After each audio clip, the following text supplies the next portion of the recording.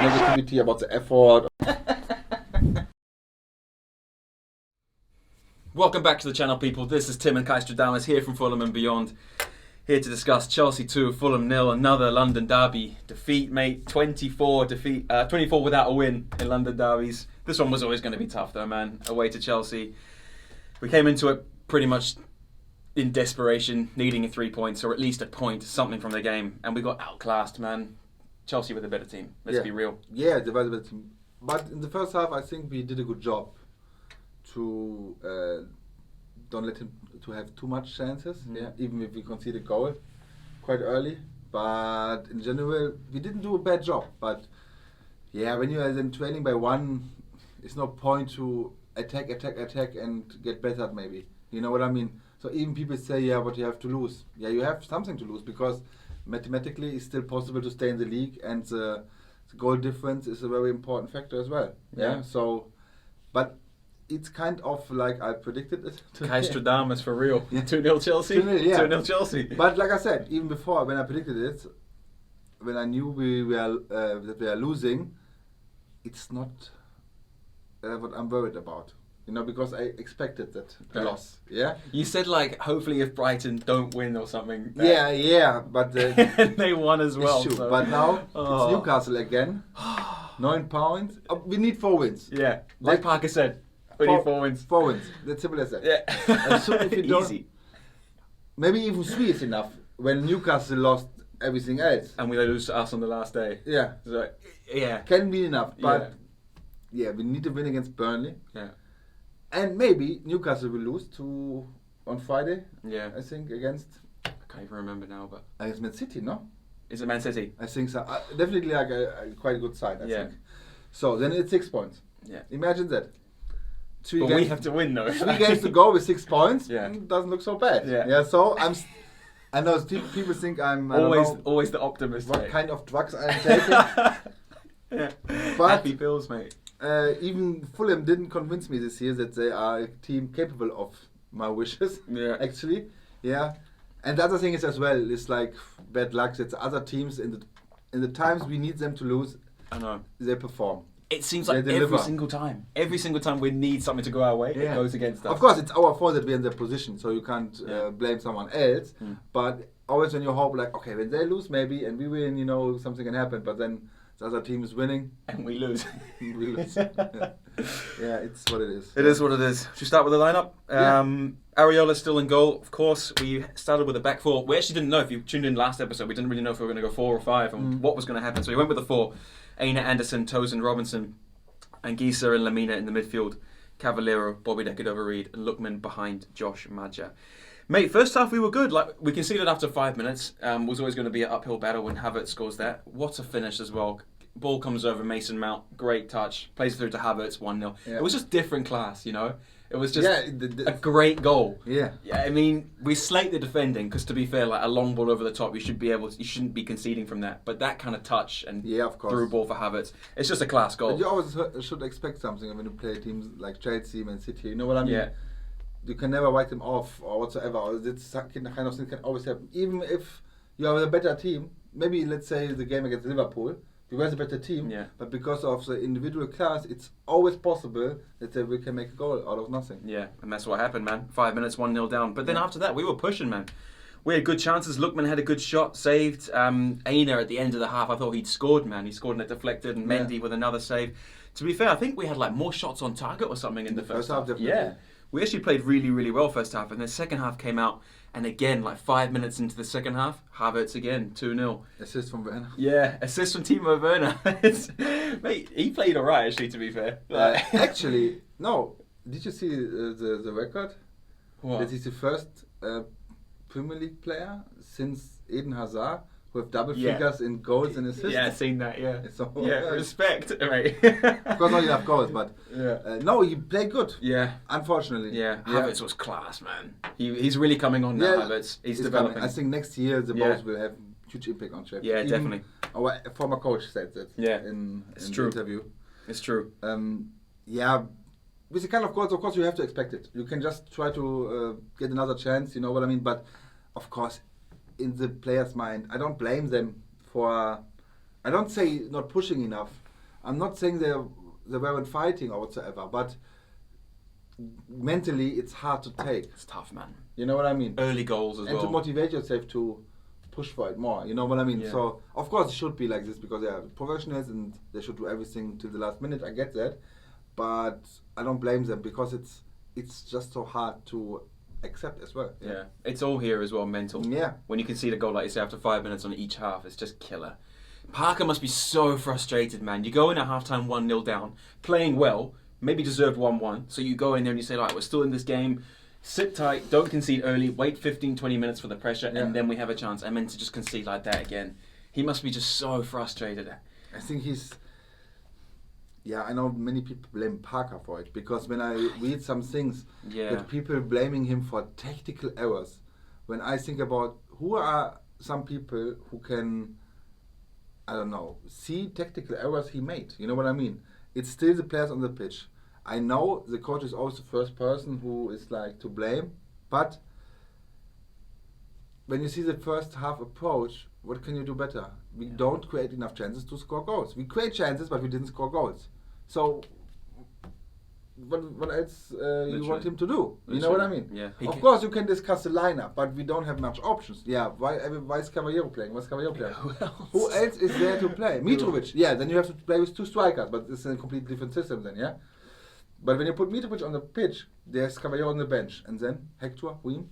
That's it. Onama. Yeah. Even Carvalho came on for his debut. You know what? Yeah, but there is nothing. Yeah? So when you have with Caballero, but Caballero and Lukman are the only wingers on your team, actually. Kovacic as well, but he's like kind of striker. I don't know, he's not a natural position. Yeah. Yeah?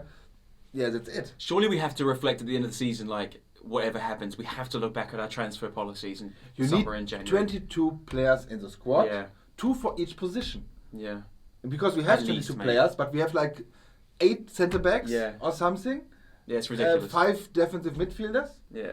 Yeah, you need 4. 1 for left, 1 for... I don't know, you need 2 positions covered.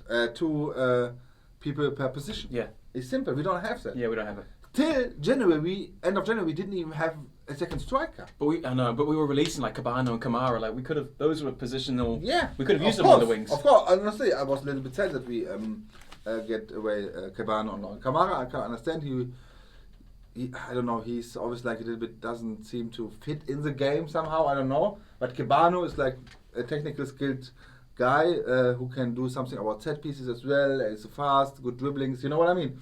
So I wouldn't mind to keep him, to be honest. Maybe his end quality is not good enough for the Premier League, but to bring him on for 10 minutes, 15 minutes against teams like Burnley or Brighton, it's a chance. there's nothing wrong with that. Yeah. You know what I mean? Yeah, definitely. Yeah. We were bringing players on, like, not no disrespect to Josh Onoma because I rate Josh Onoma, but Josh Onoma's not the kind of guy who's going to get you like a goal. No. You know, Carvalho is again senior debut. Big up Carvalho. He came on and ran around. He tried hard, but it's hard, man, when you're 2-0 down against Chelsea coming on for your debut. Were you surprised both of those came on before Mitro though? Mitro was just sitting there until the 80th minute. Surely Mitro has to come on earlier if you're chasing. You have to score. And you bring on a teenager for the debut before Mitro. What does that say, man? That's not ideal. I don't know what happened. You don't know what happened in training. You know, if they have some issues, because it's always hard to say. Something's not right, surely. No, something is happening. Even he sat on the bench quite often, Yeah. And of course he got the trust again when he got back from the international break. Then he scored as well. But something's going on. Maybe he always said he want to leave. Maybe he has already come and said he wants to leave. Yeah. So then Scott Parker's saying, "Yo, well, then it's not the time for now because we're in the relegation battle." It's so true. you know we don't know what happened. But I hope for next Monday he will go with 2 strikers actually. Why not? Because now you have to win against Burnley. It's now or never. We might be, we were just discussing this before we came on the camera. We might actually be relegated by the time we play Burnley if results go against us. Yeah. Hopefully not. Yeah. But I mean, it's scary, man. I just expect that the results will be in our favor, but we need to score goals against Burnley. If you play with 3 strikers, I don't give a shit because it's the last opportunity. Yeah. You have 3 end games now. Yeah. 4 actually. Yeah. Burnley have to beat us, I think. If we draw something like that, because Burnley obviously the one above us. So if they beat us and then Newcastle win and Brighton win, it's done. It doesn't matter. If Newcastle win, it's kind of done. 9 points. Yeah, it's still possible, but it's too insecure. Newcastle are the only ones, surely, realistically, because we play them on the last day. Yeah, exactly. That's the key. Because we can keep the points from them away, but we need to win the other games as well. Yeah, I know. But teams like Newcastle just suddenly come into form. It's just they pick up points like because it's just Premier League. They've been there, you know. Yeah. They know how to scrap out, whereas we don't. It's frustrating, and they score man. goals. I know. Callum Wilson, St Maximan, they've got threats up front, which we don't. We don't have it. Frustrating, man. Super frustrating. Yeah. Yeah. Well, what else more to say, really? I mean, disappointing day. I think we come back on Sunday. Yeah.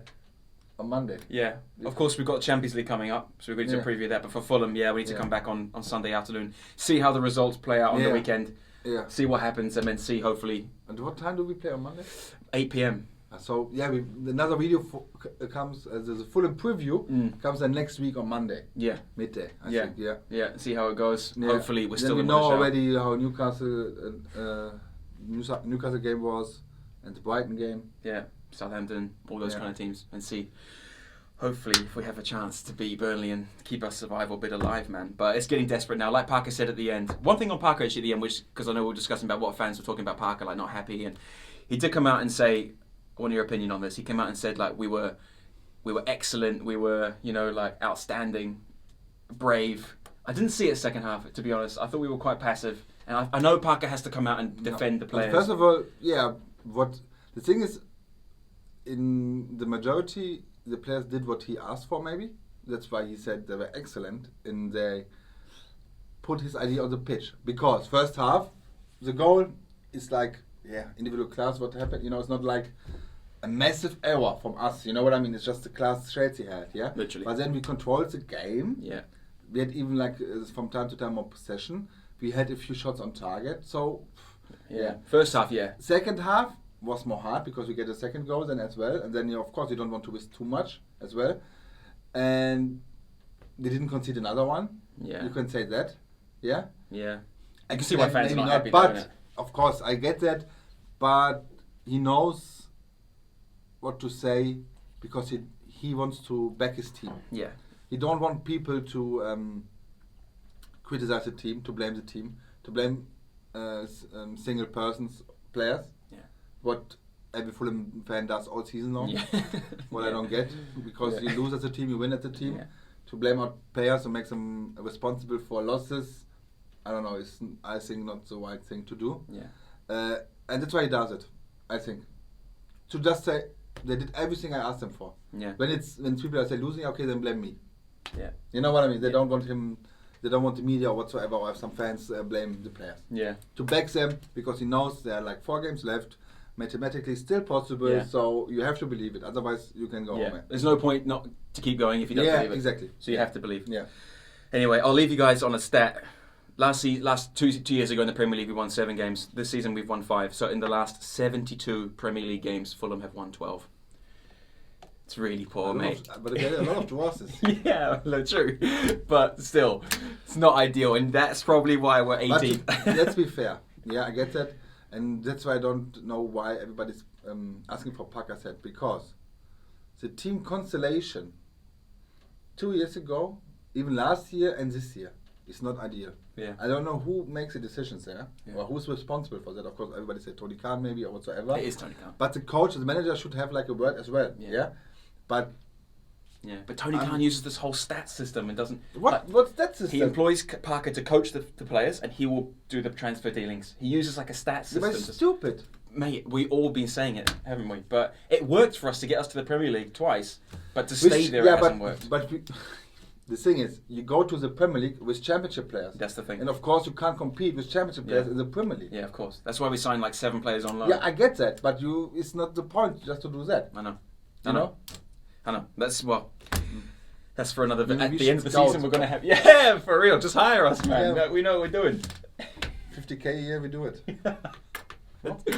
I do it for free, man, to work with Fulham. Okay, I take 50k for free. Anyway, guys, that's the end of the video. Let's see, hopefully by next video, the Fulham video, we're not relegated and we have a chance to go against Burnley. But guys, it's looking pretty damn bleak now. We need 4 wins or 3 wins and a draw. Let's see what happens next game, Burnley, on Monday night, 8 p.m. From myself, from Kai. See you in the next one, guys. Bye-bye. Hey guys, it's me, Kai, and Tim from Fulham and Beyond. Thank you for watching our video, and if you like what you see, maybe you want to subscribe and put the notifications on so you can see more of our content.